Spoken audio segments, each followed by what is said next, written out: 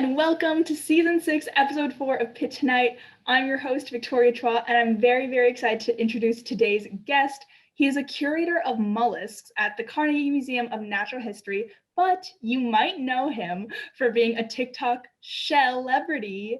It's Dr. Tim Pearce. Hey, it's great to be here. Thanks very much. I'm so excited to have you today.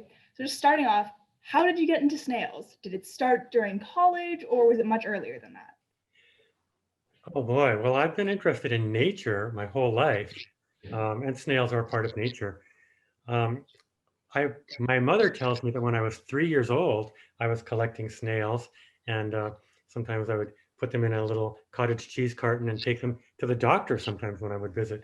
And the nurses were not particularly enchanted, but the doctor, I had a woman doctor, she loved the snails. So I don't remember any of that, but my mother tells me it was true. And so I continued to appreciate snails as well as other parts of nature. And then in my second year of college, I had to do a couple of term projects. And this was in Olympia, Washington, in the Pacific Northwest, where it rains a lot. And so there are a lot of slugs. And so I did my term projects on slugs. And that was the beginning. I started studying slugs and started studying snails. And so I've been focusing on snails the rest of my life. I went and did a master's degree at Berkeley, University of California at Berkeley, where I studied snail paleontology. And that gave me a really important time perspective on things. And then I went on to the University of Michigan in Ann Arbor and studied snail ecology. And that was a lot of fun. Then I got, for a postdoc, postdoc is what you do between graduating from graduate school until you get a real job. And I got to go to Madagascar for a whole year collecting snails. And we came back with um, 680 species of snails, of which 600 of them were new species. That's just incredible. It's so hard to find new species these days, but Madagascar was just full of them. So that was pretty amazing. And then I got a job at the Delaware Museum as a curator of mollusks, where I was there for 5 years. And then I came here to Pittsburgh.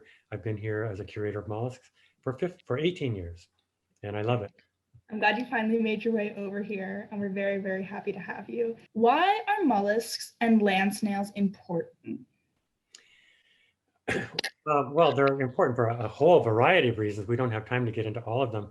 One reason is if you think that it's important to preserve endangered species, um, the number of documented extinctions of mollusks since the year 1600 is actually equal to the number of documented extinctions for all vertebrates.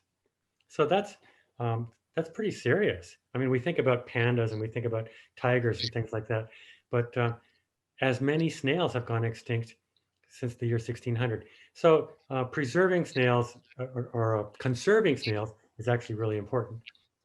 Snails also have a lot of importance, relevant to us.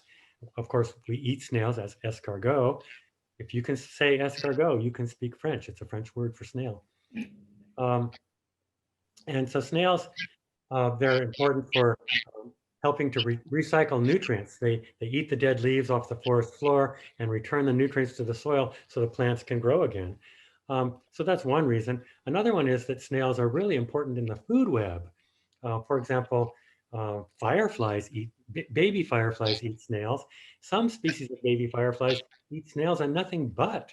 So if you love fireflies, and don't we all, then you've got to love snails because snails are food for the fireflies.